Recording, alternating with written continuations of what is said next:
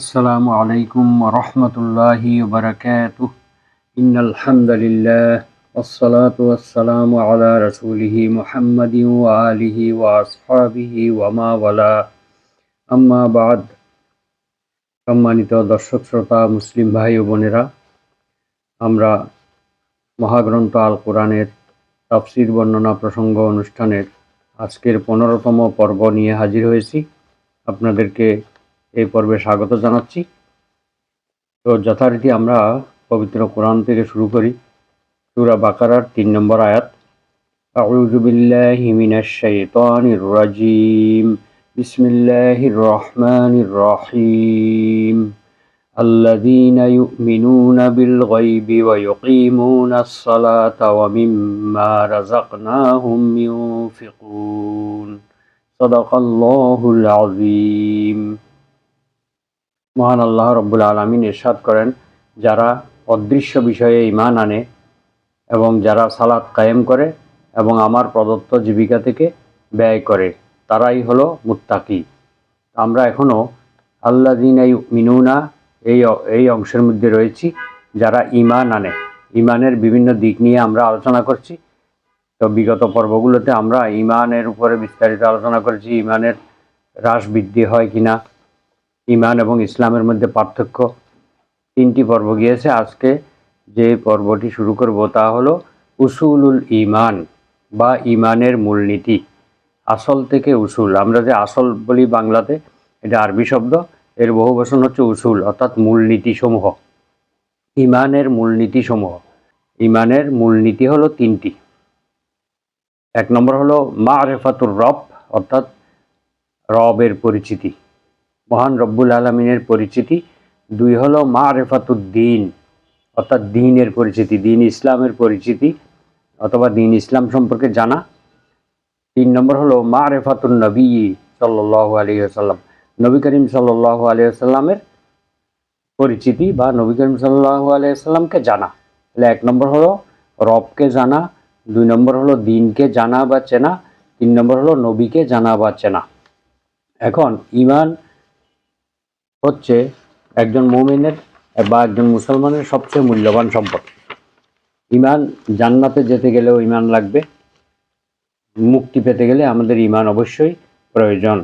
এই জন্য মহান রব্বুল আলামিন পবিত্র কোরআনে বিভিন্ন জায়গায় জান্নাতে যেতে গেলে ঈমানকে শর্ত করেছেন। যেমন আল্লাহ তাআলা বলেন, বিসমিল্লাহির রহমানির রহিম, ওয়াবাশশিরিল্লাযীনা আমানু ওয়া আমিলুস সলিহাতি আন্না লাহুম জান্নাতিন তাজরি মিন তাহতিহাল আনহার। হে রাসূল, আপনি সুসংবাদ দিন ঈমানদারদেরকে এবং যারা নেক আমল করেছে তাদেরকে। যারা ঈমান এনেছে এবং নেক আমল করেছে তাদেরকে আপনি সুসংবাদ দিন যে নিশ্চয়ই তাদের জন্য রয়েছে এমন জান্নাত, যে জান্নাতের তলদেশ দিয়ে ঝর্ণাধারা বা নহরসমূহ প্রবাহিত। এভাবে আরও বিভিন্ন আয়াতে বলা হয়েছে, ইন্নাল্লাযীনা আমানু ওয়া আমিলুস সলিহাতি লাহুম জান্নাতুন তাজরি মিন তাহতিহাল আনহার যালিকাল ফাওজুল কাবীর। অন্য আয়াতেও একই অর্থে বর্ণিত হয়েছে, নিশ্চয় যারা ঈমান এনেছে এবং সৎকর্ম সম্পাদন করেছে তাদের জন্য রয়েছে এমন জান্নাত যার তলদেশ দিয়ে ঝর্ণা দ্বারা প্রবাহিত, নদী প্রবাহিত, নহর প্রবাহিত, এবং এটা হলো তাদের জন্য মহান সফলতা। ঈমানের সঙ্গে কোনোভাবেই কুফরি থাকা যাবে না, বা ঈমানের বিপরীত বিষয় হলো কুফর বা আল্লাহকে অস্বীকার করা। এই অস্বীকার কোনোভাবেই থাকা যাবে না। এটা যদি থাকে তাহলে সেই তার জীবনের সমস্ত আমলগুলো নষ্ট হয়ে যাবে। সূরা মাইদার 5 নম্বর আয়াতে আল্লাহ বলছেন, ওয়ামান ইয়াকফুর বিল ঈমানি ফাকাদ হাবিতা আমালুহু ওয়া হুয়া ফিল আখিরাতি মিনাল খাসিরিন। যে ব্যক্তি ঈমান আনার পরে বা ঈমানের সাথে কুফরি করে ফাকাদ হাবিতা আমালুহু, তার জীবনের সমস্ত আমলগুলো নষ্ট হয়ে যাবে, বরবাদ হয়ে যাবে। ওয়া হুয়া ফিল আখিরাতি মিনাল খাসিরিন, আখিরাতে সেই ক্ষতিগ্রস্তদের অর্থাৎ জাহান্নামীদের অন্তর্ভুক্ত হবে। কোরআনে ক্ষতিগ্রস্ত বলতে জাহান্নামে যাওয়াকে বোঝানো হয়েছে। অনেক জায়গায় খাসিরিন, খাসিরাত দুনিয়া ওয়াল আখিরা, এভাবে খুসরানুম মুবিন বিভিন্ন শব্দে এসেছে, অর্থাৎ এটা হলো সবচেয়ে বড় ক্ষতি হলো মানুষের পরকালে জাহান্নামে যাওয়া, এর চাইতে বড় ক্ষতি আর নেই। এভাবে আল্লাহ তাআলা আরো বলছেন যে ইমানের সঙ্গে কখনো শিরক থাকা যাবে না, শিরক মুক্ত ইমান হতে হবে, তাহলে সেই ইমান আপনাকে আমাকে জান্নাতে নিয়ে যাবে। আল্লাহ তাআলা সূরা মাইদার ৭২ নম্বর আয়াতে বলেন, ইন্নাহু মান ইউশরিক বিল্লাহি ফাকাদ হাররামাল্লাহু আলাইহিল জান্নাহ ওয়া মাওয়াহুন নার। নিশ্চয় নিশ্চয় শিরক করা আল্লাহর সঙ্গে, যদি কেউ আল্লাহর সঙ্গে শিরক করে, ফাকাদ হাররামাল্লাহু আলাইহিল জান্নাহ, আল্লাহ তার জন্য জান্নাতকে হারাম করে দেবেন, সে আর কখনো জান্নাতে যেতে পারবে না। যে ব্যক্তি আল্লাহর সঙ্গে শিরক করবে তার জন্য জান্নাত হারাম। ওয়া মাওয়াহুন নার, তার ঠিকানা হবে আগুন বা জাহান্নাম। এভাবে এই নবীদেরকে পর্যন্ত আল্লাহ তাআলা সতর্ক করেছেন, এবং আমাদের স্বয়ং আল্লাহর আমাদের নবী মুহাম্মদ সাল্লাল্লাহু আলাইহি ওয়াসাল্লামকে পর্যন্ত তিনি সতর্কতা অবলম্বন করার জন্য সতর্ক করে আয়াত নাজিল করেছেন। সূরা জুমারের ৬৫ নম্বর আয়াত, আল্লাহ বলছেন, ওয়ালাকাদ উহিয়া ইলাইকা ওয়া ইলাল্লাযীনা মিন ক্বাবলিক লাইন আশরাকতা লায়াহবাতান্না আমালুক ওয়া লাতাকুনান্না মিনাল খাসিরিন। হে রাসূল, আপনার প্রতি আমি অবশ্যই ওহী নাজিল করেছি, এবং আপনার পূর্ববর্তী নবী রাসূলদের উপরেও আমি ওহী নাজিল করে এই কথা বলেছি যে, লাইন আশরাকতা, যদি তুমি শিরক করো, লায়াহবাতান্না আমালুকা, তাহলে তোমার আমলকে আমি বরবাদ করে দেব, অবশ্যই তোমার আমলকে আমি নষ্ট করে দেব। ওয়ালা তাকুনান্না মিনাল খাসিরিন, আর অবশ্যই তুমি ক্ষতিগ্রস্তদের অন্তর্ভুক্ত হবে। তাহলে আল্লাহ যদি তার নবীদেরকে এরকম কথা বলতে পারেন, তাহলে আমাদের অবস্থা কি হবে? নবীদেরকে পর্যন্ত আল্লাহ সতর্ক করে দিয়েছেন, যদি আপনারা শিরক করেন তাহলে আপনাদের সকল আমল বরবাদ করে দেব এবং আপনারাও ক্ষতিগ্রস্তের অন্তর্ভুক্ত হয়ে যাবেন। এভাবে এমন ইমান হতে হবে যে ইমানের মধ্যে কোনো শিরক মিশ্রিত থাকতে পারবে না, ইমানদারও হবে আবার শিরকও করবে, এরকম হবে না। ওমা ইউমিনু আকতারুহুম বিল্লাহি ইল্লা ওয়া হুম মুশরিকুন। সূরা ইউসুফে আল্লাহ তাআলা বলছেন যে এমনও মুমিন আছে, অনেক লোক মুমিন বলে দাবি করে কিন্তু আসলে তারা মুশরিক, আসলে তারা শিরক করে থাকে। ওমা ইউমিনু আকসারুহুম বিল্লাহি, অধিকাংশ লোকই আল্লাহর প্রতি ঈমান আনে, অহুম মুশরিকুন, অথচ তারা মুশরিক। তাহলে এটা গভীরভাবে চিন্তা করার বিষয়। ঈমান আনার পরেও বহু মানুষ মুশরিক রয়ে গেছে, তাহলে আমাদের মধ্যে নিশ্চয়ই শিরক আছে। এই শিরক মুক্ত ঈমান না হওয়া পর্যন্ত আমরা কখনো জান্নাতে যেতে পারবো না। আল্লাহ তাআলা আরও বলেছেন, আল্লাযীনা আমানু ওয়ালাম ইয়ালবিসু ঈমানাহুম বিযুলমিন উলাইকা লাহুমুল আমন ওয়া হুম মুহতাদুন। নিশ্চয় যারা ঈমান এনেছে এবং ঈমানের সাথে শিরককে মিশ্রিত করে নাই, ওয়ালাম ইয়ালবিসু, মিশ্রিত করে নাই, ঈমানাহুম, তাদের ঈমানের সাথে, বিজুলমিন, জুলুমকে মিশ্রিত করে নাই, জুলুম মানে এখানে শিরক। উলাইকা লাহুমুল আমনু, তাদের জন্য রয়েছে নিরাপত্তা, জাহান্নাম থেকে নিরাপত্তা, যাবতীয় ভয়াবহ পরকালের ভয়াবহ অবস্থা থেকে তাদের জন্য নিরাপত্তা রয়েছে। ওয়াহুম মুহতাদুন, তারাই হলো সত্যিকারের হেদায়েত প্রাপ্ত। তো এখানে জুলুম অর্থ শিরক কিভাবে বললাম? এটা হলো সূরা লোকমানে আল্লাহ তাআলা এই আয়াতের ব্যাখ্যা। পবিত্র কোরআনের কোন কোন আয়াতের ব্যাখ্যা অন্য আয়াতের মধ্যে আল্লাহ দিয়েছেন। এটাকে বলা হয় তাফসিরুল কোরআন বিল কোরআন, অর্থাৎ কোরআনের দ্বারা কোরআনের তাফসির। তাহলে বিজুলমিন অর্থাৎ এখানে বিশিরকিন, এটা পবিত্র কোরআনের সূরা লোকমানে আল্লাহ বলছেন, ইয়া বুনাইয়া লা তুশরিক বিল্লাহ ইন্নাশ শিরকা লাযুলমুন আযীম। লোকমান আলাইহিস সালাম তার কিশোর পুত্রকে উপদেশ দিতে গিয়ে বললেন, হে আমার স্নেহের পুত্র, তুমি আল্লাহর সাথে কখনো শিরক করো না, নিশ্চয়ই শিরক করা বড় জুলুম। এখানেই বলা হয়েছে শিরক মানে জুলুম, তাইলে সেই অর্থে এখানে এ আয়াতেও সকল মুফাসসির এখানে জুলুম অর্থ শিরক বলেছেন, অর্থাৎ ঈমানের সাথে কখনো শিরক মিশ্রিত করে নাই, তাহলে তার জন্য নিরাপত্তা রয়েছে, জাহান্নাম থেকে সে নিরাপদ হয়ে যাবে এবং সে সঠিক পথের উপর থাকবে। এই আয়াতগুলোর মর্মানুযায়ী আমরা ঈমান আনবো বিশুদ্ধ ঈমান, যেই ঈমানের মধ্যে কোনো কুফরি থাকবে না, শিরক থাকবে না, কোনো ধরনের নতুন সৃষ্ট কোনো বিদআত থাকবে না।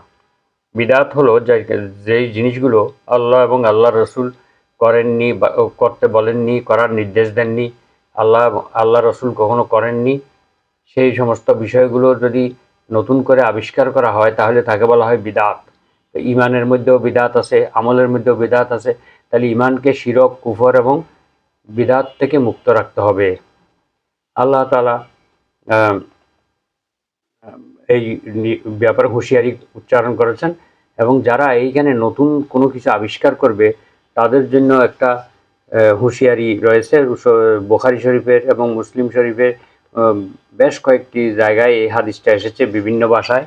আমরা একটা হাদিস এখানে উল্লেখ করব। মহান আল্লাহ তাআলা পবিত্র কোরআনে বলেছেন, ইন্না আ'তাইনাকাল কাউসার, হে রাসূল আমি আপনাকে মহামূল্যবান কাউসার দান করেছি। হাউজে কাউসার, এটার অনেকগুলো অর্থ আছে, অনেক ব্যাখ্যা আছে, সেগুলো আমরা পরবর্তীতে আলোচনা করব। এখানে কাউসার মানে হলো পরকালে যে বিশাল মহামূল্যবান হাউজে কাউসার আল্লাহ রসুলকে দান করবেন, এবং তিনি সেখানে নিজ হাতে তার উম্মতদেরকে পানি পান করাবেন। এই পানি যদি একবার কেউ পান করে তাহলে হাসরের ময়দানে 50,000 বছরের সেই দিনে আর কারো পিপাসা হবে না, পানির পিপাসা লাগবে না।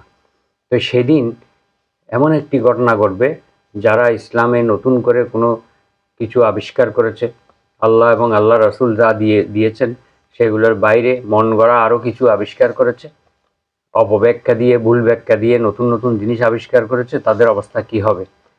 আন আবি হুরায়রাতা রাদিয়াল্লাহু আনহু আন্নান নবিয়্যা সাল্লাল্লাহু আলাইহি ওয়াসাল্লাম ক্বাল, হযরত আবু হুরায়রা রাদিয়াল্লাহু আনহু থেকে বর্ণিত, তিনি বলেন, নিশ্চয় নবী করিম সাল্লাল্লাহু আলাইহি ওয়াসাল্লাম ইরশাদ করেছেন, ইন্নী ফারাতুকুম আলাল হাউজি, অর্থাৎ কিয়ামতের দিন হাউজে কাউসারে আমি তোমাদের সবার আগে উপস্থিত থাকব, আমি অনেক আগে থেকে সেখানে উপস্থিত থাকব।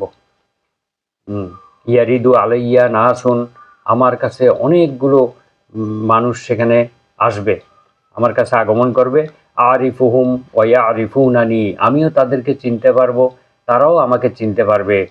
সুম্মা ইউহালু বাইনি ওয়া বাইনাহুম, তারপর হঠাৎ করে তাদের মাঝে আর আমার মাঝে একটা আড়াল হয়ে যাবে, একটা দেওয়াল হয়ে যাবে, দেওয়ালের মতো একটা আড়াল হয়ে যাবে, অর্থাৎ কেউ কাউকে আর দেখবে না বা কথা বলতে পারবে না, এরকম আর কি। ফাকুলু, অতঃপর আমি বলবো, আসহাবি আসহাবি, আমি বলবো এরা তো আমারই উম্মত, আমার সঙ্গী সাথী, আমারই উম্মত, আমারই উম্মত। ফায়ুকালু, অতঃপর বলা হবে, অর্থাৎ অন্য হাদিসে আছে ফেরেশতারা বলবে, ইন্নাকা লা তাদরি, হে রাসূল আপনি তো জানেন না, মা আহদাসু বা'দাক, আপনার পরে, আপনি যখন দুনিয়া থেকে আল্লাহর সান্নিধ্যে চলে এসেছেন তখন তারা নতুন নতুন কত কি যে সৃষ্টি করেছে তা তো আপনি জানেন না। ফাকুলু, অতঃপর আমি বলবো, অর্থাৎ রাসূল সাল্লাল্লাহু আলাইহি ওয়াসাল্লাম বলেন যে তারপর আমি বলবো, সুহকান সুহকান লিমান বাদদালা বাদি, কোন হাদিসে আছে লিমান গায়্যারা বাদি, আমি বলবো দূর হও দূর হও, যারা আমার পরে, আমি দুনিয়া থেকে চলে আসার পরে তোমরা যারা আমার দিনকে পরিবর্তন করে ফেলছো, তোমরা যা খুশি তাই করেছো, তোমাদের ইচ্ছা মতো নতুন নতুন জিনিস আবিষ্কার করেছো, এই জন্য তোমরা দূর হয়ে যাও, দূর হয়ে যাও। এই হাদিসটা হলো অত্যন্ত ভয়াবহ একটি হাদিস, যে ইসলামে কোনো কিছু কম বেশি করা যাবে না, যেটা আল্লাহ এবং আল্লাহ রসুল দিয়েছেন সেটুকুই আমাদের করতে হবে। আমরা বেশি বুঝলে হবে না, সওয়াব মনে করে অনেক বেশি করে, যেমন ফরজ নামাজগুলো আমরা ইচ্ছা মতো রাকাত বাড়াইতে পারি না, আমাদের ইচ্ছা মতো বাড়াতে কমাতে পারি না, ঠিক তদ্রুপ অন্যান্য সকল কাজগুলি আমাদেরকে যথাযথভাবে পালন করতে হবে, তাহলেই এইটাই হবে সঠিক পথ। তো এই জন্য ইমান এই জন্য দরকার আমাদের, যে আল্লাহ রসুল সাল্লাল্লাহু আলাইহি ওয়াসাল্লাম বলেছেন, আবু দাউদ শরীফে এই হাদিসটা আছে, মান কানা আখিরা কালামিহি লা ইলাহা ইল্লাল্লাহু দাখালাল জান্নাহ, যেই ব্যক্তির সর্বশেষ বাক্য হবে, সর্বশেষ কথা হবে লা ইলাহা ইল্লাল্লাহ, আল্লাহ ছাড়া সত্যিকারের কোনো মাবুদ নেই, দাখালাল জান্নাহ, সেই জান্নাতে প্রবেশ করবে। তো এই জান্নাতে প্রবেশ করার জন্য আমাদের ইমানটাকে আগে মজবুত করতে হবে, বিশুদ্ধ করতে হবে। তো আমাদের দেশে ইমানের আলোচনা নাই বললেই চলে, কোথাও ইমানের আলোচনা নেই, খুব কমই হয়। এই জন্য এই সুযোগে শয়তান আমাদের মধ্যে শিরক, কুফরি এবং বিদআত এগুলো প্রবেশ করিয়ে দিয়েছে। আগে হচ্ছে ইমান, তারপর হচ্ছে আমল। আমাদের ইমান যদি আগে ঠিক না হয় তাহলে আমলের কোনো মূল্য পাওয়া যাবে না, আমলগুলো ব্যর্থ হয়ে যাবে। তো এই জন্য দেখা যায় যে মুসলিম দেশগুলোতে, আমাদের আরব দেশগুলোতে আমলের চাইতে ইমানের চর্চা বেশি হয়, ইমানের আলোচনা বেশি হয়। আর আমাদের এই উপমহাদেশে এই আমলের চর্চা বেশি হয়, আমল করার জন্য সবাই পাগল, বেশি বেশি আমল করার জন্য পাগল। অমুকে কেন সুন্নত পড়লো না, অমুকে নফল কেন পড়লো না, এগুলো নিয়ে বাড়াবাড়ি। অথচ আরব দেশগুলোতে অনেকে ফরজ নামাজ পড়ে চলে যাচ্ছে, সুন্নতও পড়ে না, নফলও পড়ে না, কিন্তু তাদের ইমান ঠিক আছে, ইমানের দিক থেকে তারা মজবুত আছে। এই জন্য আমলের চর্চা সেখানে একটু কম হয়, ইমানের চর্চাটা বেশি হয়, সেই জন্য ওই দেশগুলো শিরক থেকে মুক্ত। আর আমাদের এখানে ব্যাপকভাবে আমলের চর্চা হয়, কিন্তু আমরা প্রচুর শিরক বিদাত এবং আমরা নানা রকম কুফরি এইসব জিনিস আমাদের ইমানের সাথে মিশে গিয়েছে। কারণ আমাদের এখানে ইমানের চর্চা নেই। এমনকি আমাদের এখানে ইমানের উপরে লিখিত এই যে উসুলুল ইমান, আহকামুল ইমান, ইমান ভঙ্গের কারণ, এই জিনিসগুলো আমাদের এই উপমহাদেশে কোনো লেখক এই বই এগুলোর উপরে কোনো আলোচনা করেন নাই। অথচ আরব দেশগুলোতে এই বইগুলো ব্যাপকভাবে রয়েছে, সেখানকার মানুষ এগুলোকে ব্যাপকভাবে চর্চা করে। তো আমাদের দেশে কবরকে কেন্দ্র করে, পীর সাহেবকে কেন্দ্র করে নানা ধরনের শিরক বিদাত এগুলো প্রচলিত হয়েছে। আমরা বর্তমান সামাজিক যোগাযোগ মাধ্যমের কারণে অনেক কিছু এখন দেখতে পাই, আগে হয়তো শুনতাম, এখন বাস্তবে আমরা দেখতে পারি। পীর সাহেবকে সেজদা করা হচ্ছে, এমন এমন পীর সাহেব আছেন যাদের কোনো ইসলামের কোনো পরিচয়ই নেই, দাড়ি নেই, টুপি নেই, কিছু নেই, এগুলোও পীর হয়ে গেছে, তাদেরকে সেজদা করতেছে। তারপরে বিভিন্ন কবরে মাজারে সিজদা করতে দেখা যায় মানুষকে। এগুলো আসলে বাস্তব কতগুলো জিনিস। এই এই লোকগুলো আবার নামাজও পড়ে, এরা আবার ইসলাম মুসলিম বলে দাবিও করে। এভাবে তো বাংলাদেশে যদি আপনি কোনো একটা জায়গায় নিজেকে পীর দাবি করেন, নিজেকে যদি মুর্শিদ দাবি করে কোনো একটা সাইনবোর্ড দেন বা কোনো একটা প্রচার করেন, দেখবেন আপনার ধীরে ধীরে অসংখ্য মুরিদ আপনার পতাকা তলে এসে সামিল হবে, আপনার হাতে হাত রেখে তারা বায়াত হবে এবং তারা আপনার মুরিদ হয়ে যাবে। কিন্তু আরব দেশগুলোতে এই ধরনের সাইনবোর্ড দিলে কোনো মুরিদ পাওয়া যাবে না, একটা মুরিদও সেখানে পাওয়া যাবে না। এমনকি সেখানে এই সমস্ত কাজ করলে তাদের এক কঠিন শাস্তি দেওয়া হবে। এই জন্য ওখানে কোনো শিরক বেদাত নেই। তো এভাবে এই আমাদের দেশে এইসব জিনিসের কোনো কিতাব, কোনো গ্রন্থ, কোনো আলোচনা নেই বললেই চলে। তাই আমাদেরকে এই জিনিসগুলো অবশ্যই জানতে হবে, না হলে আমাদের ইমানের পরিপূর্ণতা কখনোই আসবে না, আমরা শিরক থেকে, কুফরি থেকে কখনো মুক্ত হতে পারবো না। তো এবারে আমরা আজকে ইমানের যে 3টা মূলনীতি রয়েছে, তার মধ্যে 1 নম্বর মূলনীতি হলো মারেফাতুর রব, অর্থাৎ রবকে চেনা, আমাদের প্রতিপালক যিনি তাকে চেনা। তো মারেফাতুর রব, তো যদি বলা হয় আমাদের রব একমাত্র আল্লাহ, আমাদের প্রতিপালক একমাত্র আল্লাহ বলতে হবে।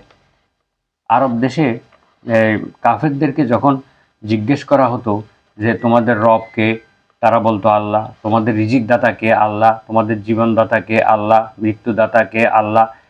সব কিছু আল্লাহ বলে স্বীকার করত, কিন্তু একমাত্র আল্লাহ এটা স্বীকার করতো না তারা। অর্থাৎ আল্লাহ রিজিকদাতা, জীবিকাদাতা, মৃত্যুদাতা, কিন্তু আরও অনেকেই আছে। এই জন্য তারা আল্লাহকেও মানত, আবার বিভিন্ন দেবদেবীর পূজা করত, তাদের কাছে সাহায্য চাইতো, তাদেরকেই সব কিছু করত। এই জন্য পবিত্র কোরআনের সূরা জুমারের 38 নম্বর আয়াতে আল্লাহ তাআলা বলছেন, ওয়ালা ইন সাআলতাহুম মান খালাকাস সামাওয়াতি ওয়াল আরদা লায়াকুলুন্নাল্লাহ। হে নবী, আপনি যদি তাদেরকে, কাফিরদেরকে, মুশরিকদেরকে জিজ্ঞেস করেন যে আকাশসমূহ এবং পৃথিবীকে কে সৃষ্টি করেছে, তখন তারা অবশ্যই বলবে এটা আল্লাহ সৃষ্টি করেছে, অবশ্যই বলবে আল্লাহ সৃষ্টি করেছে। এরকম অনেক আয়াতে, এই আয়াতের অর্থে আরও অনেক আয়াত কোরআন শরীফে এসেছে যে সেখানে তাদেরকে যদি এগুলো জিজ্ঞেস করা হয় তারা অবশ্যই আল্লাহর কথা বলবে। তো এই এত কিছু বলার পরেও তারা কিন্তু আল্লাহকে বাদ দিয়ে আরও অন্যান্য দেব দেবী, বিভিন্ন মূর্তি এবং বিভিন্ন ধরনের উপাস্যকে তারা উপাসনা করে থাকে। এখন আমরা এই যে 3টা উসুল, এগুলো কোথা থেকে আসলো? আমরা সবাই জানি যে আমরা যখন মৃত্যুবরণ করব তখন আমাদের কবরের মধ্যে 3টি প্রশ্ন করা হবে। মার রব্বুকা, তোমার রবকে। এই জন্য আমাদেরকে মারিফাতুর রব, রবকে জানতে হবে। তারপর বলা হবে অমা দিন উকা, তোমার দিন কি, তোমার ধর্ম কি। এই জন্য আমাদেরকে মারিফাতুদ দ্বীনের মাধ্যমে দিনকে জানতে হবে। তারপর বলা হবে অমান নবী ইউকা, তোমার নবীকে, অথবা মান হাজার রজুল, এই লোকটিকে। মহানবী সাল্লাল্লাহু আলাইহি ওয়াসাল্লামের একটি আকৃতি দেখিয়ে বলবেন যে এই লোকটাকে কি তুমি চেনো? তো এই জন্য আমাদেরকে নবীকে চিনতে হবে।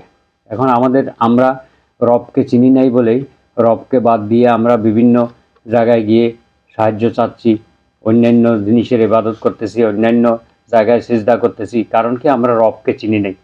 মারেফতের রব মানে রবকে চেনা। এটা ওই মারেফত না যারা ইসলামকে 4 ভাগে ভাগ করে ফেলেছে, শরীয়ত, মারেফত, হাকিকত, তরিকত। আমরা এতগুলো ভাগ কোরআন হাদিসের কোথাও নাই। ইসলাম ইসলামী। আল্লাহকে চিনতে হবে আল্লাহর কোরআনের মাধ্যমে এবং আল্লাহর রাসূল যেভাবে চিনিয়েছেন সেভাবে। আমাদের নিজেদের মতো করে চিনলে তো হবে না, আমাদের নিজেদের মতো করে দিনকে বুঝলে হবে না। আল্লাহর রাসূল সবচেয়ে ভালো করে দিনকে বুঝেছেন এবং আমাদেরকে বুঝিয়েছেন। সুতরাং তার মতো করেই বুঝতে হবে। সাহাবায়ে কেরামের মতো করে আমাদের কোরআন বুঝতে হবে, দিন বুঝতে হবে। সাহাবায়ে কেরাম যেভাবে নবীকে চিনেছেন সেভাবে আমাদের চিনতে হবে। সাহাবায়ে কেরাম এবং রাসূল সাল্লাল্লাহু আলাইহি ওয়াসাল্লাম স্বয়ং যেভাবে আল্লাহকে চিনেছেন, রবকে চিনেছেন, সেভাবে আমাদের চিনতে হবে। তাহলেই আমরা সঠিক পথ পাব। এখন রবকে এই চেনা, এটা এই কবরের 3টি সওয়াল জবাব থেকে এসেছে। তো কবরের এই 3টি সওয়ালের জবাব খুবই সহজ। দুনিয়াতে যে কাউকে জিজ্ঞেস করলে সেই সহজেই বলে দিতে পারবে। সকাল সন্ধ্যা একটা দোয়াও আছে, রাদিতু বিল্লাহি রাব্বাও ওয়া বিল ইসলামি দীনাও ওয়া বি মুহাম্মাদিন সাল্লাল্লাহু আলাইহি ওয়াসাল্লাম নবিয়্যা। এটি হাদিসে 3 বার পড়তে বলা হয়েছে সকাল সন্ধ্যা, ফজরের পরে এবং মাগরিবের পরে, যাতে কবরের সওয়াল জবাব সহজ হয়। এটার অর্থ হলো আমি রাজি, আমি সন্তুষ্ট রয়েছি আল্লাহকে রব হিসেবে পেয়ে এবং ইসলামকে দিন হিসেবে পেয়ে এবং মহান নবী সাল্লাল্লাহু আলাইহি ওয়াসাল্লামকে রাসূল হিসেবে পেয়ে আমি সন্তুষ্ট আছি। তো এটা একসঙ্গে উত্তর দেওয়া যায়, এক বাক্যে উত্তর দেওয়া যায়। আবার পৃথক পৃথকভাবে দেওয়া যায়। মান রব্বুকা, রব্বি আল্লাহ। অমা দীনুকা, দীনি আল ইসলাম। উত্তর হলো দীনি আল ইসলাম, আমার দিন ইসলাম। ওমান নবিউকা, নবিয়ুনা মুহাম্মাদুর রাসূলুল্লাহ সাল্লাল্লাহু আলাইহি ওয়াসাল্লাম। এভাবে পৃথক পৃথকভাবে উত্তর দেওয়া যায়, আবার এক বাক্যেও উত্তর দেওয়া যায়। তো এই 3টি প্রশ্নের উত্তর খুবই সহজ, যে কেউ এখানে বলে ফেলতে পারে। কিন্তু আখেরাতের জীবন অর্থাৎ মৃত্যু পরবর্তী জীবনকে বলা হয় বারজাখ, বারজাখী জীবন।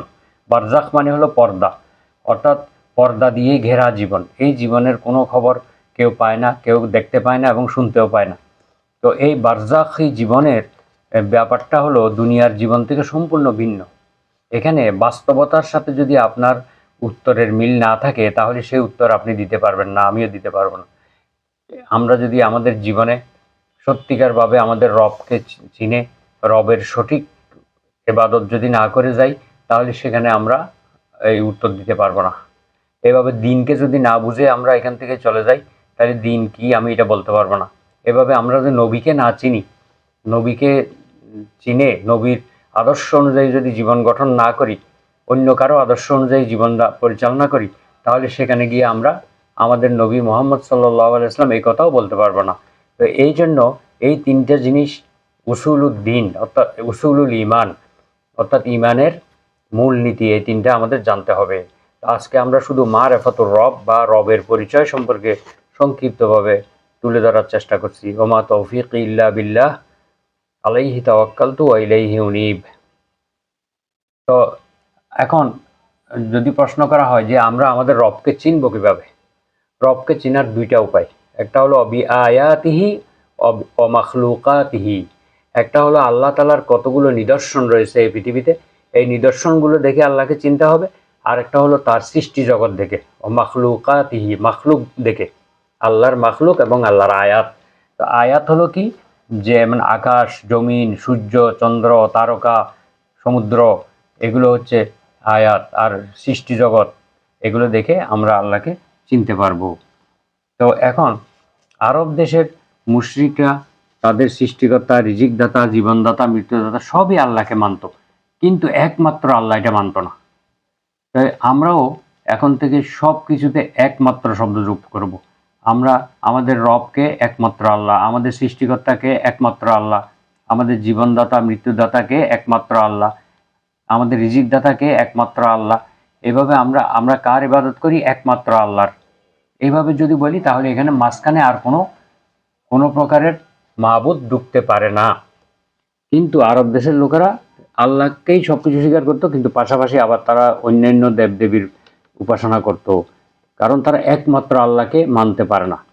এখন আমাদের মুসলিম সমাজেও এই ধরনের কিছু মানুষ তৈরি হয়েছে যারা একমাত্র আল্লাহর ইবাদত করে না এবং একমাত্র আল্লাহকে রব হিসেবে মানে না। তারা এখানে বিভিন্নভাবে ইনিয়ে বিনিয়ে প্রত্যক্ষভাবে পরোক্ষভাবে শিরক করে বসে। এই জন্য আমরা আমাদের এই রবের রবের পরিচিতির মধ্যে যেন অন্য কারো অনুপ্রবেশ না ঘটে, সেই ব্যাপারে আমাদের সতর্ক থাকতে হবে এবং ভালোভাবে এগুলো জানতে হবে। তো আল্লাহর নিদর্শন আয়াত মানে হলো কোরআনের আয়াতকেও আয়াত বলে, কারণ প্রত্যেকটা আয়াত আল্লাহ তাআলার এক একটা নিদর্শন। আবার চন্দ্র, সূর্য, আকাশ, নক্ষত্র, গ্রহ, সমুদ্র, পৃথিবী এগুলোও কিন্তু এক একটা আয়াত। আমরাও প্রত্যেকটা মানুষও এক একটা আল্লাহর আয়াত অর্থাৎ নিদর্শন, আল্লাহ তাআলাকে চেনার নিদর্শন। আমরা আমাদের নিজেকে যদি চিনতে পারি তাহলে আমরা আল্লাহকেও চিনতে পারবো। এইভাবে আল্লাহর নিদর্শন দেখে আল্লাহকে চিনতে হবে, আল্লাহর মাখলুক দেখে আল্লাহকে চিনতে হবে যে এই জিনিসগুলো, এত বড় বড় জিনিসগুলো কে তৈরি করলো? নিশ্চয়ই আমাদের একজন রব আছে, সৃষ্টিকর্তা আছে, তিনিই করেছেন। এভাবেই চিনতে হবে। এই জন্য আল্লাহ তাআলা সর্বপ্রথম তার আল্লাহর জ্ঞান অর্জন করতে বলেছেন। সূরা মুহাম্মদের 19 নম্বর আয়াতে আল্লাহ বলছেন, ফাআলাম আন্নাহু লা ইলাহা ইল্লাল্লাহু ওয়াস্তাগফির লিযামবিক। তুমি জ্ঞান অর্জন করো, তুমি জানো, তুমি পরিচয় অর্জন করো, আন্নাহু লা ইলাহা ইল্লাল্লাহ, নিশ্চয়ই তিনি আল্লাহ, যিনি ছাড়া প্রকৃতপক্ষে কোনো মাবুদ নেই। অতঃপর তুমি তোমার পাপের জন্য তার কাছে ক্ষমা চাও। এখানে প্রথমে লা ইলাহা ইল্লাল্লাহর জ্ঞান অর্জন করতে বলেছে। ফাআলাম আন্নাহু লা ইলাহা ইল্লাল্লাহ, তুমি ইলম অর্জন করো, জ্ঞান অর্জন করো লা ইলাহা ইল্লাল্লাহর, অর্থাৎ আল্লাহ ছাড়া প্রকৃতপক্ষে কোনো মাবুদ নেই। আল্লাহকে তুমি আগে চেনো, আল্লাহর জ্ঞান অর্জন করো, তারপর তুমি আমল করো, অর্থাৎ ঈমান আগে আমল পরে। ওয়াস্তাগফির লিযামবিকা, তুমি তোমার অপরাধের জন্য, তোমার পাপের জন্য ক্ষমা প্রার্থনা করো।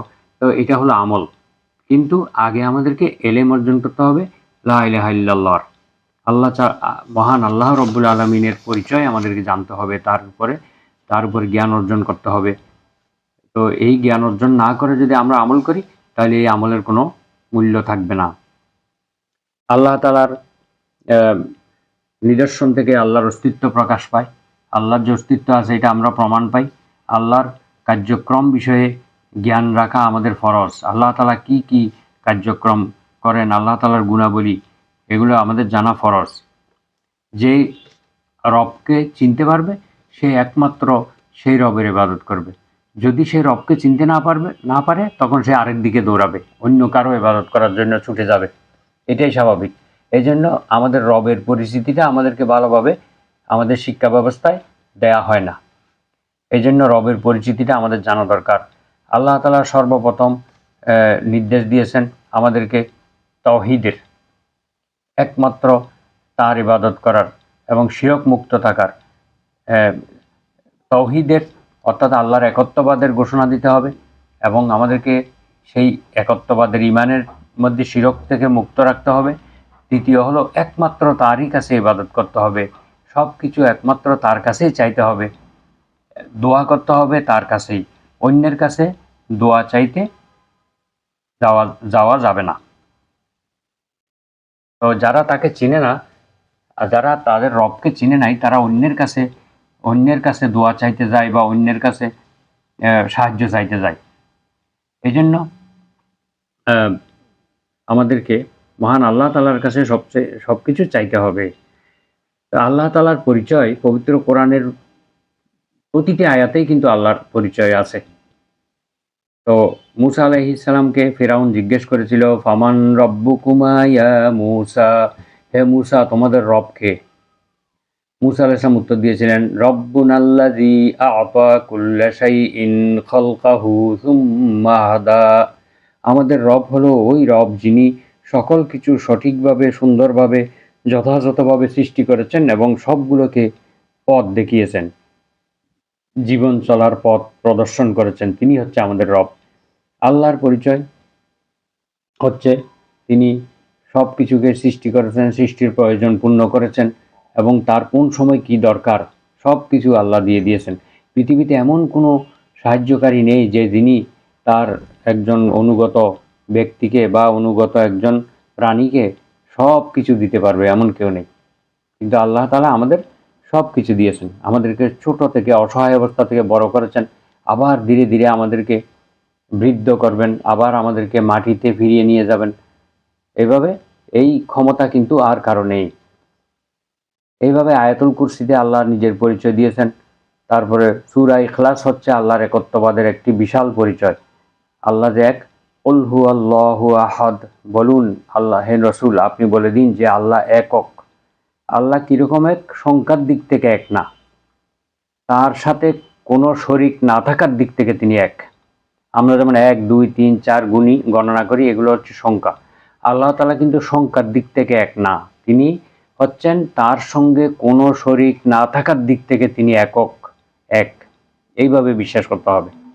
তো বলুন আল্লাহ তাআলা একক, আল্লাহুস সামাদ, তিনি কারো মুখাপেক্ষী নয়, কারো মহতাজ নয়। লাম ইয়ালিদ ওয়া লাম ইউলাদ, তিনি কাউকে জন্ম দেননি এবং তিনিও কারো কাছ থেকে জন্মগ্রহণ করেননি।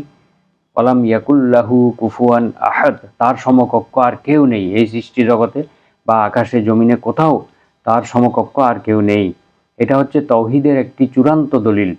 এরপরে আয়াতুল কুরসিতে আল্লাহ তাআলার পরিচয় দিয়ে দেওয়া হয়েছে, আল্লাহু লা ইলাহা ইল্লা হুয়াল হাইয়ুল কাইয়ুম, আল্লাহ তিনি যিনি ছাড়া প্রকৃতপক্ষে কোনো উপাস্য নেই, তিনি চিরঞ্জীব, চিরস্থায়ী। লা তাখুযুহু সিনাতুন ওয়ালা নাওম, কোনো নিদ্রা এবং তন্দ্রা তাকে স্পর্শ করে না। লাহু মা ফিস সামাওয়াতি ওয়া মা ফিল আরদ, তার মালিকানাভুক্ত আকাশসমূহ এবং জমিন, জমিনে যা কিছু আছে, আকাশে যা কিছু আছে সব কিছু তার মালিকানাভুক্ত। লাহু মা ফিস সামাওয়াতি ওয়া মা ফিল আরদ মান যাল্লাযী ইয়াশফাউ ইনদাহু ইল্লা বিইজনি, এমন কে আছে যে তার কাছে সুপারিশ করবে তার অনুমতি ছাড়া? অর্থাৎ আল্লাহর কাছে সুপারিশ করতে গেলেও তার অনুমতি প্রয়োজন হবে। তিনি যাকে অনুমতি দিবেন তিনিই সুপারিশ করতে পারবেন, আর কেউ সুপারিশ করতে পারবেন না। এই জন্য সর্বপ্রথম আল্লাহ তাআলা আমাদের মহানবী সাল্লাল্লাহু আলাইহি ওয়াসাল্লামকে সুপারিশ করার জন্য অনুমতি দেবেন, তখন আমাদের রাসূল সাল্লাল্লাহু আলাইহি ওয়াসাল্লাম আমাদের জন্য সুপারিশ করবেন। তো মান যাল্লাযী ইয়াশফাউ ইনদাহু ইল্লা বিইজনিহি ইয়ালামু মা বাইনা আইদিহিম ওয়া মা খালফাহুম, মানুষের সামনে পিছনে যা কিছু আছে সব কিছু তিনি অবগত রয়েছেন।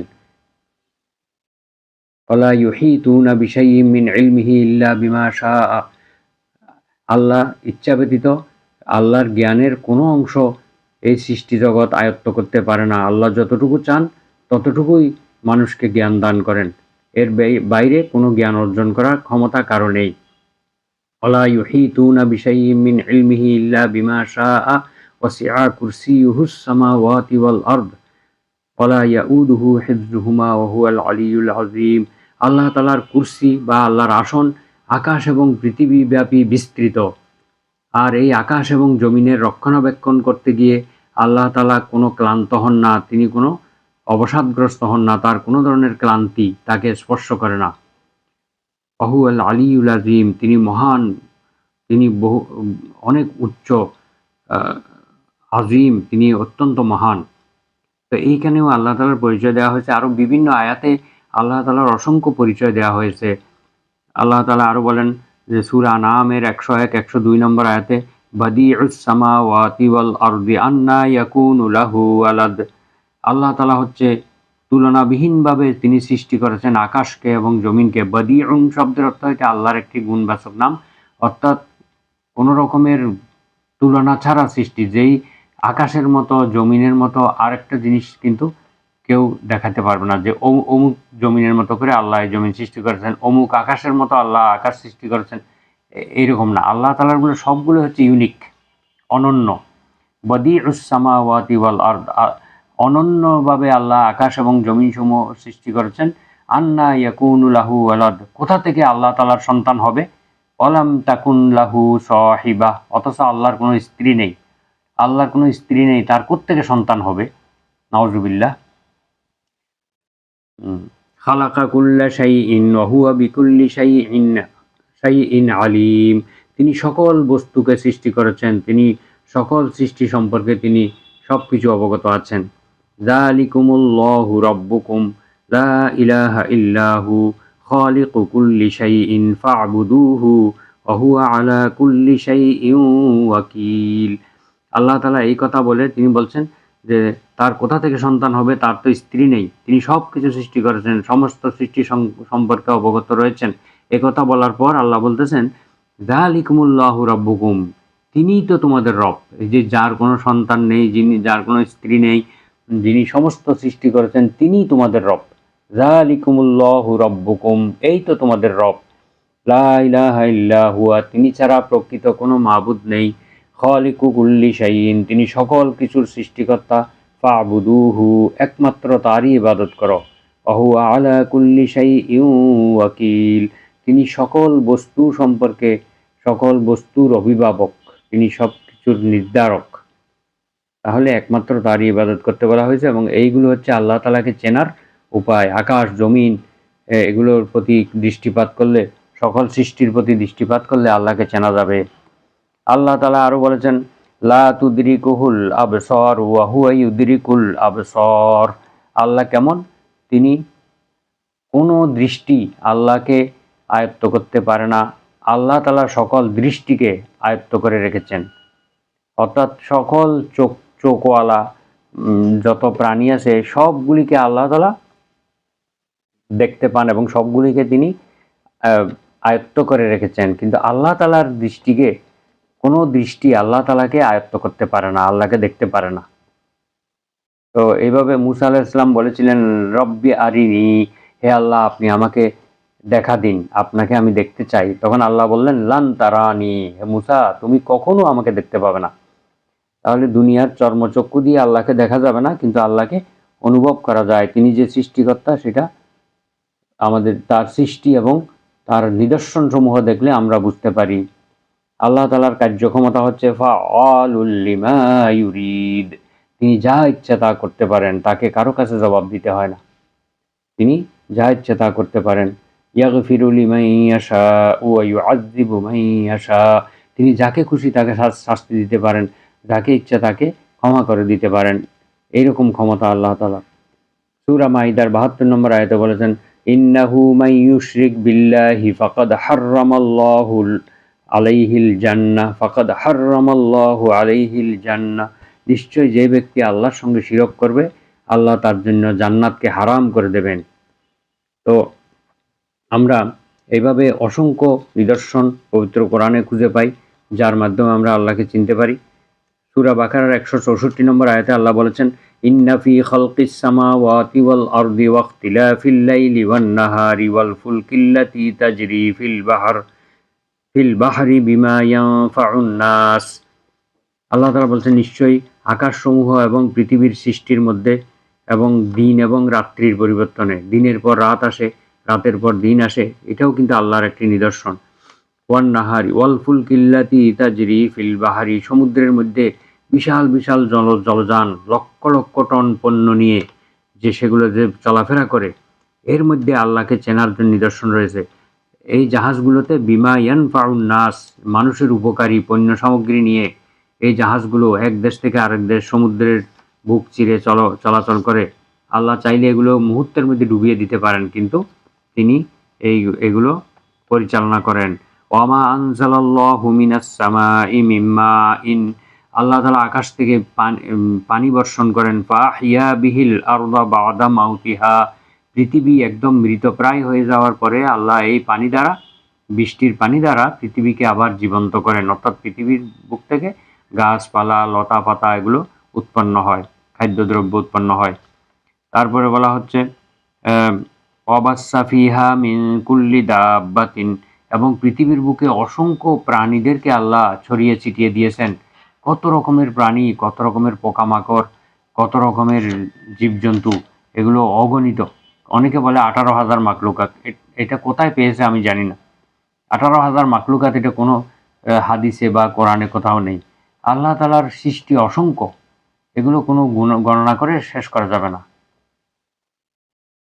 অসংখ্য সৃষ্টি রয়েছে, ছড়িয়ে দিয়েছেন। ওয়া তাসরিফির রিয়াহি ওয়াস সাহাবিল মুসাখখারি বাইনাস সামাই ওয়াল আরদ। আর বাতাসের দিক পরিবর্তনে দেখবেন কোনো কোনো সময় উত্তর দিক থেকে বাতাস প্রবাহিত হয়, কোনো সময় দক্ষিণ দিক থেকে, কোনো সময় পূর্ব পশ্চিম, বিভিন্ন দিক থেকে বাতাস প্রবাহিত হয়। এটাও আল্লাহর একটা নিদর্শন। এগুলো কার হুকুমে বাতাস দিক পরিবর্তন করে? নিশ্চয়ই আল্লাহ একজন আছেন। ওয়াস সাহাবিল মুসাখখারি বাইনাস সামাই ওয়াল আরদ। আকাশ এবং জমিনের মাঝখানে লক্ষ লক্ষ টন পানি নিয়ে, কোটি কোটি টন পানি ধারণ করে এই মেঘগুলো ভেসে আছে। এগুলো চাইলে একসঙ্গে ধপাস করে পরে একটা জনপদকে ধ্বংস করে দিতে পারে, কিন্তু তা তো করেন না। আল্লাহ তাআলা এগুলোকে আকাশের মধ্যে ভাসিয়ে বেড়ানোর ব্যবস্থা করেছেন, ভাসিয়ে রাখার ব্যবস্থা করেছেন, ভাসমান রাখার ব্যবস্থা করেছেন। তাহলে এটাও তো আল্লাহর একটি নিদর্শন। লাআয়াতিল লিকাউমি ইয়াকিলুন।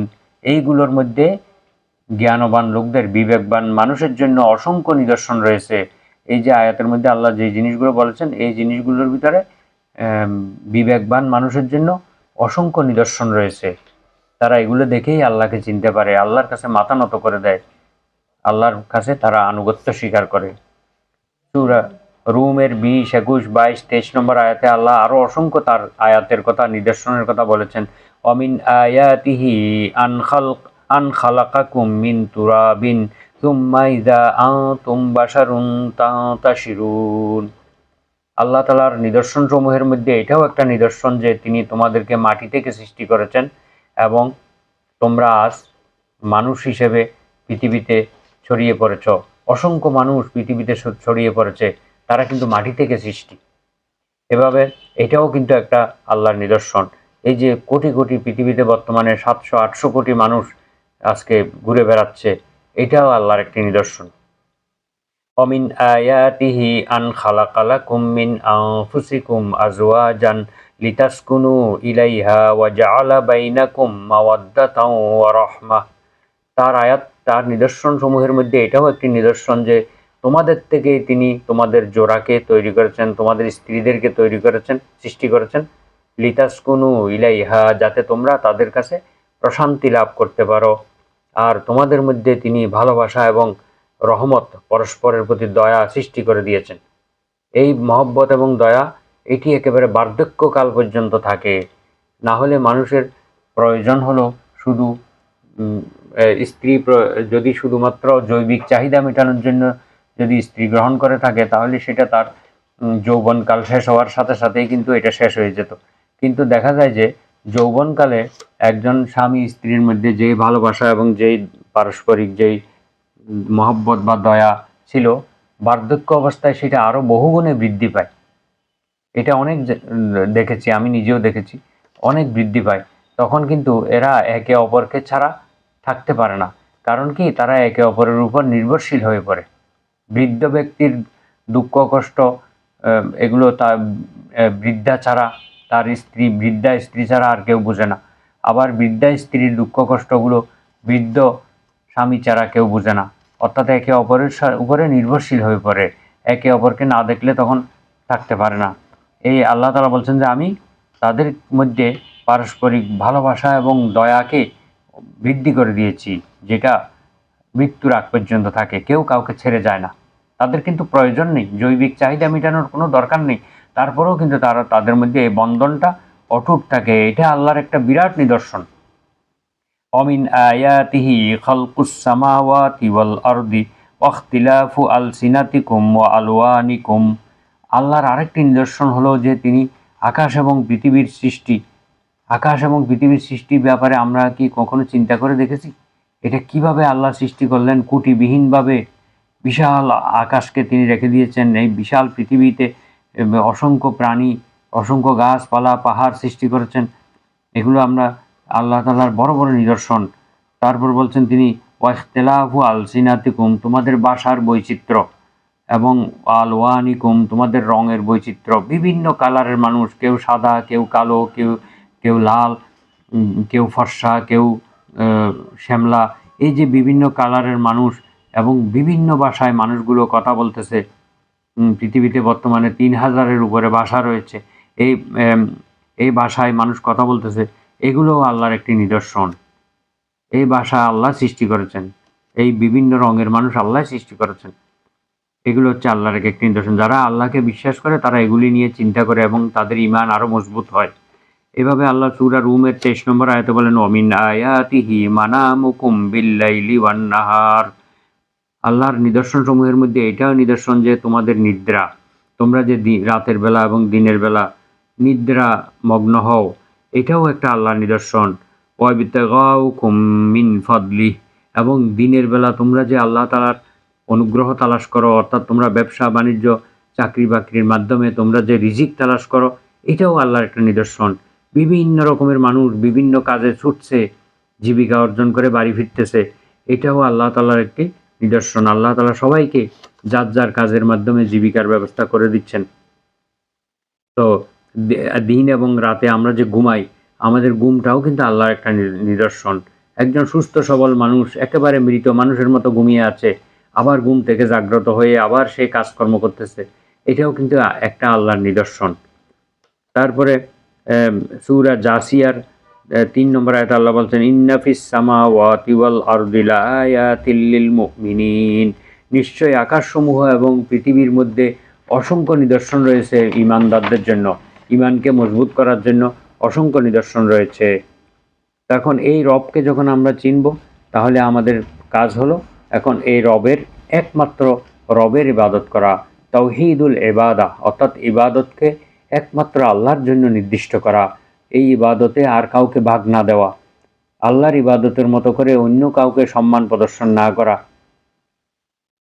আল্লাহর সামনে আমরা যেভাবে রুকু করি সিজদা করি এই ধরনের কাজ অন্য কারো সামনে না করা, এটা হলো আল্লাহ তাআলার প্রথম নির্দেশ। সূরা বাকারায় বেশ কিছু আয়াত আল্লাহ তাআলা নাজিল করেছেন প্রথম দিকে, কিন্তু কোথাও তিনি নির্দেশ দেননি। ইবাদতের নির্দেশ সর্বপ্রথম এসেছে সূরা বাকারার ২১ নম্বর আয়াতে। আল্লাহ তাআলা বলেন, ইয়া আইয়ুহান নাসু উবুদু রাব্বাকুমুল্লাযী খালাকাকুম ওয়াল্লাযীনা মিন ক্বাবলিকুম লাআল্লাকুম তাত্তাকুন। হে মানব জাতি, তোমরা একমাত্র তোমার রবের ইবাদত করো, তোমাদের প্রতিপালকের ইবাদত করো, যিনি তোমাদেরকে সৃষ্টি করেছেন এবং তোমাদের পূর্ববর্তীদেরকেও সৃষ্টি করেছেন, যাতে তোমরা আল্লাহকে ভয় করতে পারো, জাহান্নামের আগুন থেকে নিজেকে রক্ষা করতে পারো। তো রবকে আল্লাহ আবার আরো পরিচয় দিচ্ছেন, আল্লাযী জাআলা লাকুমুল আরদা ফিরাশান ওয়াস সামাআ বিনাআন। যিনি তোমাদের জন্য জমিনকে করেছেন বিছানা স্বরূপ এবং আকাশকে করেছেন ছাদ স্বরূপ। ওয়া আনজালা মিনাস সামাই মাআন ফাআখরাজা বিহি মিনাস সামারাতি রিজকাল লাকুম।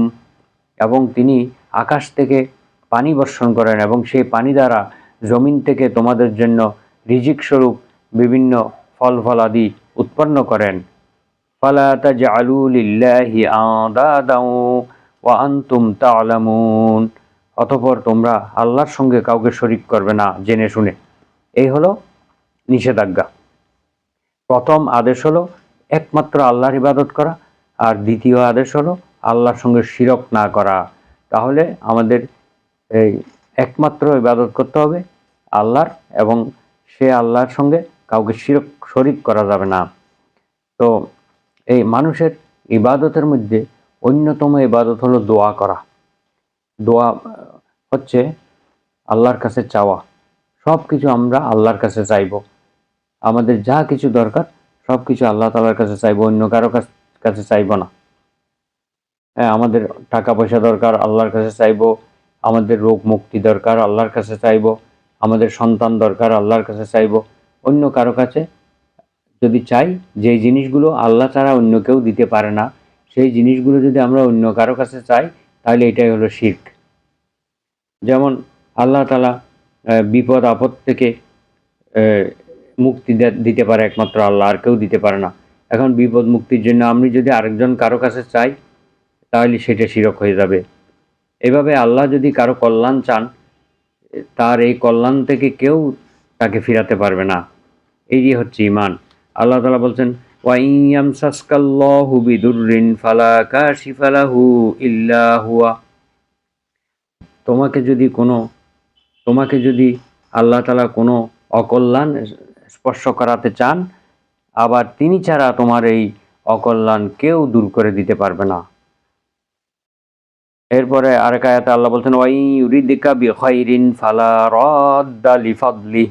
আর আল্লাহ তাআলা যদি ইচ্ছা করেন তোমার কোনো কল্যাণ করতে, তাহলে পৃথিবীর কেউ তোমার এই কল্যাণ থেকে তোমাকে ফিরাতে পারবে না, ফিরিয়ে রাখতে পারবে না। তুমি সে কল্যাণ তুমি লাভ করবেই। আর তোমার যদি আল্লাহ কোনো ক্ষতি করতে চান, তোমাকে যদি কোনো বিপদে ফেলতে চান, তাহলে সেই বিপদ থেকে রক্ষা করার কেউ নেই। এভাবে আমরা আল্লাহ তাআলার কাছেই সব কিছু চাইব। আমরা দেখতে পাই যে অনেক সময় মানুষ কোনো মাজারের কাছে, কোনো পীর সাহেবের কাছে সন্তান কামনা করে। আমি নিজেই দেখেছি অনেক জায়গায় সুতা বেঁধে রাখে গাছের সঙ্গে, পাথর ঝুলিয়ে রাখে পেটে সন্তান আসার জন্য। নানা রকম কুসংস্কার এবং কুফরি কাজ মুসলমান সমাজে রয়েছে, অথচ এই সন্তান একমাত্র আল্লাহই দিতে পারেন, অন্য কেউ দিতে পারেন না। আল্লাহ তাআলা সূরা শুরার ৪৯ এবং ৫০ নম্বর আয়াতে বলেন ওয়ালিল্লাহি মুলকুস সামাওয়াতি ওয়াল আরদ ইয়াখলুকু মা ইয়াশা। আকাশসমূহ এবং জমিনের সার্বভৌম ক্ষমতার মালিক একমাত্র আল্লাহ। তিনি যা ইচ্ছা তা সৃষ্টি করেন। ইয়াহাবু লিমান ইয়াশাউ ইনাসাও ওয়া ইয়াহাবু লিমান ইয়াশাউ যুকুর। তিনি যাকে খুশি তাকে কন্যা সন্তান দান করেন এবং যাকে খুশি তাকে পুত্র সন্তান দান করেন। আউ ইউজাউযিজুহুম যুকরানাও ওয়া ইনাসা। এবং যাকে খুশি তাকে উভয় সন্তান দান করেন, অর্থাৎ ছেলে মেয়ে দুইটাই দেন। ওয়ায়াজআলু মান ইয়াশাউ আকিমা। আর যাকে ইচ্ছা তাকে আল্লাহ বন্দা করে দেন, অর্থাৎ তাকে সন্তান দেন না, নিঃসন্তান করে দেন। এই বন্দা পুরুষদের মধ্যেও হয়, নারীদের মধ্যেও হয়ে থাকে। আমরা মনে করি শুধু সন্তান হয় না নারীদের, পুরুষের কোনো দোষ নেই। আসলে উভয়ের মধ্যেই বর্তমান চিকিৎসা বিজ্ঞানের মাধ্যমে প্রমাণিত হয়েছে উভয়ের মধ্যেই সমস্যা থাকতে পারে। তো এইটাও আল্লাহ তাআলার একটি ইচ্ছা। ইন্নাহু আলিমু কাদির। তিনি সর্বজ্ঞানী এবং সর্বশক্তিমান। আল্লাহ এমন শক্তিমান এবং এমন জ্ঞানী, তিনি জানেন কাকে কি দেবেন এবং তিনি এটা দিতে সক্ষম। সুতরাং আল্লাহর কাছেই সব চাইতে হবে। এভাবে আমরা জবাই করব আল্লাহর নামে। আল্লাহ তাআলা বলছেন ওয়ালা তাকুলু মিম্মা লাম ইউযকার ইসমুল্লাহি আলাইহি। যেই সমস্ত প্রাণী জবাহ করার সময় আল্লাহর নাম নেওয়া হয় নাই, আল্লাহর নামে করা হয় নাই, সেগুলো তোমরা ভক্ষণ করো না। এগুলো হারাম। অন্যের নামে জবাই করা যাবে না, জবাই করতে হবে আল্লাহর নামে, মান্যত করতে হবে আল্লাহর নামে। আল্লাহ ছাড়া অন্য কারো নামে মানত করা যাবে না। কোনো ব্যক্তির নামে বা কোনো স্থানের নামে কোনো মান্যত করা যাবে না। সমস্ত মান্যত করতে হবে আল্লাহর নামে এবং জবাহ করতে হবে আল্লাহর নামে, ইবাদত করতে হবে একমাত্র আল্লাহর নামে। সব কিছুতে আমরা একমাত্র শব্দটা বলবো, তাহলে আর শিরক হওয়ার সুযোগ থাকে না, অন্য কেউ এখানে মাঝখান দিয়ে অনুপ্রবেশের সুযোগ বন্ধ হয়ে যায়। তাহলে আমরা আজকে মোটামুটি আল্লাহ সম্পর্কে একটা সংক্ষিপ্ত আলোচনা করলাম। এখানে আমরা বুঝতে পারলাম যে আল্লাহর প্রতি এমনভাবে ঈমান আনতে হবে যে ঈমানের মধ্যে কোনো শিরক থাকবে না, কুফরি থাকবে না, কোনো বিদআত থাকবে না। তারপরে আমরা সব কিছু একমাত্র, আমাদের সব কিছুর মালিক একমাত্র আল্লাহ বলে আমরা স্বীকার করব এবং আমরা একমাত্র আল্লাহর ইবাদত করব, একমাত্র তার কাছেই সাহায্য চাইব। ইয়াকা না'বুদু ওয়া ইয়াকা নাস্তাঈন এর ব্যাখ্যায় আমি বলেছিলাম একমাত্র তোমারই ইবাদত করি, একমাত্র তোমারই কাছে সাহায্য চাই, তাহলেই আমরা প্রকৃত ঈমানদার হতে পারবো। এইভাবে আমাদের সমস্ত কিছু আমরা আল্লাহর জন্য নিবেদন করব, অন্য কারো কাছে সাহায্য চাইব না, একমাত্র আল্লাহর কাছে সাহায্য চাইব। তাহলে আমরা আমাদের রব হিসাবে, আমাদের রব যে আল্লাহ, সেটা আমরা কবরের মধ্যে উত্তর দিতে পারবো। মান রব্বুকা বললে আমরা অনায়াসে বলে দিতে পারবো রব্বি আল্লাহ, আমাদের রব হচ্ছে মহান আল্লাহ। এইভাবে আল্লাহকে চিনতে হবে, না চিনে এবার করো, এটাই হচ্ছে মারেফত। আলাদা করে আর কোনো মারেফত নাই। আমরা বলি এটা মারেফতের জ্ঞান, এটা শরীয়তের জ্ঞান। মারেফতের জ্ঞান হচ্ছে এগুলোই। যারা মারেফত শিক্ষা দিচ্ছে তারা কি এভাবে মানুষকে শিখাচ্ছে? আল্লাহ যেভাবে নিজেকে পরিচয় দিয়েছেন, আল্লাহর পরিচয়টা মানে হলো মারেফত। আল্লাহর পরিচয়টা আল্লাহর কথা অনুযায়ী যদি আমরা মানুষকে শিক্ষা দেই, তাহলে এটাই হচ্ছে মারেফতের জ্ঞান। আর কোনো গোপনীয় জ্ঞান নেই। আল্লাহ রসুল সমস্ত জ্ঞান উন্মুক্ত করে দিয়ে গেছেন, সব কিছু প্রকাশ করে দিয়ে গেছেন, কোনো কিছু গোপন রাখেন নাই। আবার গুপ্ত জ্ঞান বলতে কি পেয়েছে আমি তো কিছু বুঝি না।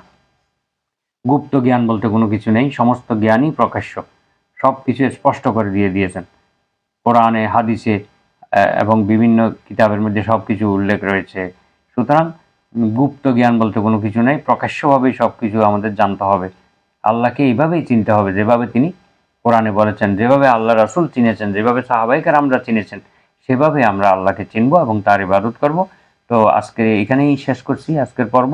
আগামী পর্ব দেখার আমন্ত্রণ জানিয়ে, সকলকে ধন্যবাদ জানিয়ে, সবার সুস্বাস্থ্য এবং দীর্ঘায়ু কামনা করে শেষ করছি। সুবহানাকা আল্লাহুম্মা ওয়া বিহামদিকা আশহাদু আল্লা ইলাহা ইল্লা আনতা আস্তাগফিরুকা ওয়া আতুবু ইলাইক। আসসালামু আলাইকুম ওয়া রাহমাতুল্লাহি ওয়া বারাকাতুহু।